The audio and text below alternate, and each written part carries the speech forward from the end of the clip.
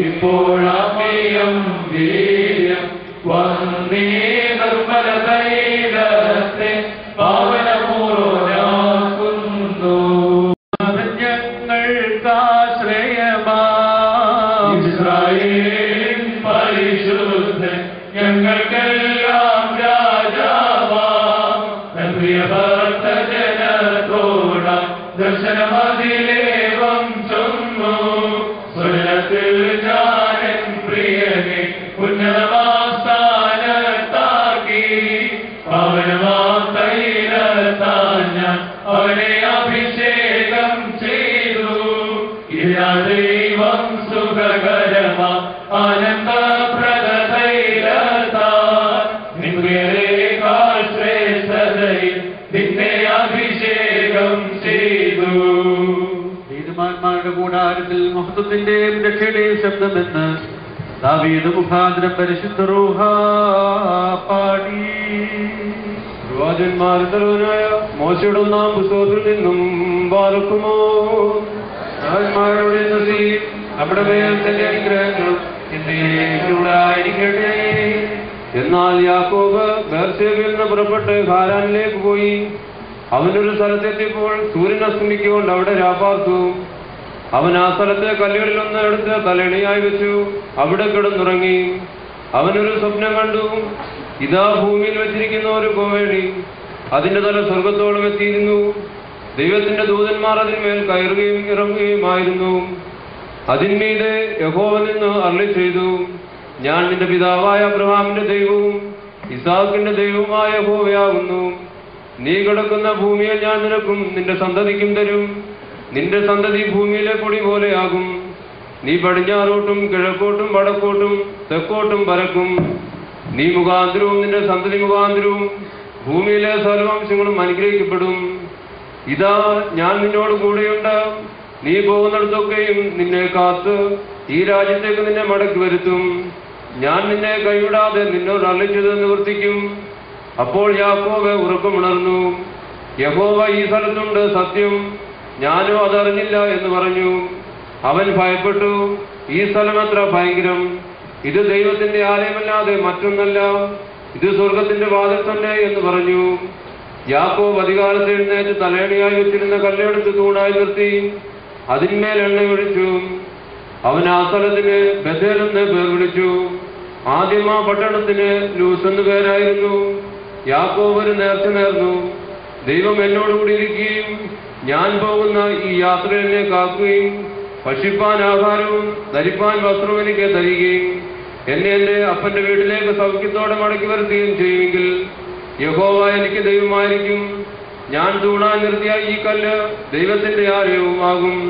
നീ എനിക്ക് തരുന്ന സകലത്തിലും ഞാൻ നിനക്ക് ദശാംശം തരും എന്ന് പറഞ്ഞു. ബാറക്കുമോ. രണ്ടാം പുസ്തകത്തിൽ നിന്നും ബാറക്കുമോ.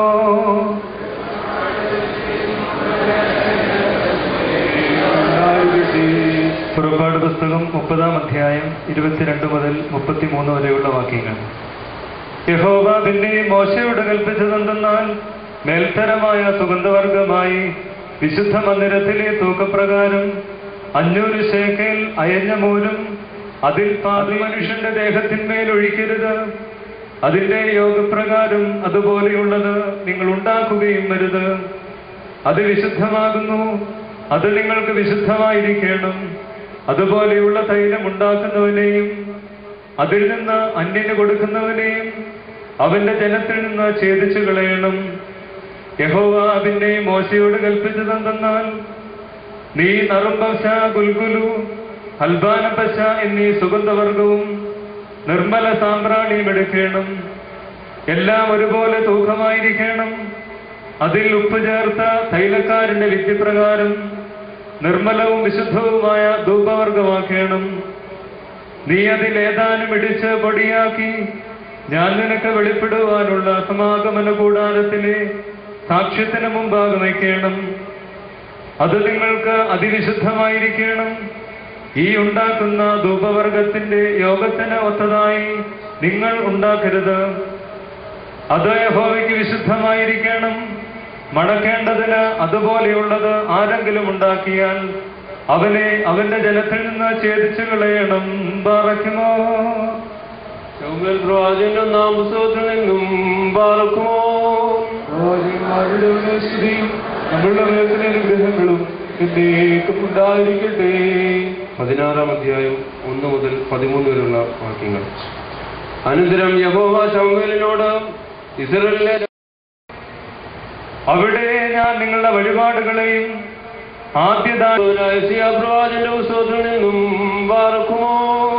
പ്രവാചകന്മാരുടെ സ്തുതിയും നമ്മളുടെ മേഖല അനുഗ്രഹങ്ങളും എന്നേക്കും ഉണ്ടായിരിക്കട്ടെ. 61-ാം അധ്യായം 1 മുതൽ 6 വരെയുള്ള വേദഭാഗം. എളിയവരോട് സദ്വർത്തമാനം ഘോഷിപ്പാൻ യഹോവ എന്നെ അഭിഷേകം ചെയ്തിരിക്കുന്നുണ്ട്. യഹോവയായ കർത്താവിന്റെ ആത്മാവിന്റെ മേലിരിക്കുന്നു. ഹൃദയം തകർന്നവരെ മുറിവ് കെട്ടുവാനും തടവുകാർക്ക് വിടുതലും ബദ്ധന്മാർക്ക് സ്വാതന്ത്ര്യം അറിയിപ്പാനും യഹോവയുടെ പ്രസാദ വർഷവും നമ്മുടെ ദൈവത്തിന്റെ പ്രതികാര ദിവസവും പ്രസിദ്ധമാക്കുവാനും ദുഃഖിതന്മാരെയൊക്കെയും ആശ്വസിപ്പാനും സിയോനിലെ ദുഃഖിതന്മാർക്ക് വെണ്ണീർന്നോരം അലങ്കാരമാലയും ദുഃഖത്തിന് പകരം ആനന്ദതൈലവും വിഷണ്ണ മനസ്സിന് പകരം സ്തുതി എന്ന മേലാടയും കൊടുപ്പാനും അവനെന്നെ അയച്ചിരിക്കുന്നു.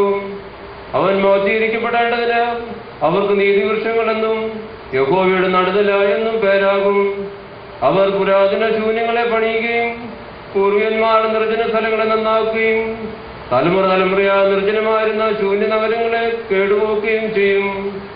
അന്യജാതിക്കാർ നിന്ന് നിങ്ങളുടെ ആട്ടിൻകൂട്ടങ്ങളെ മേയിക്കും.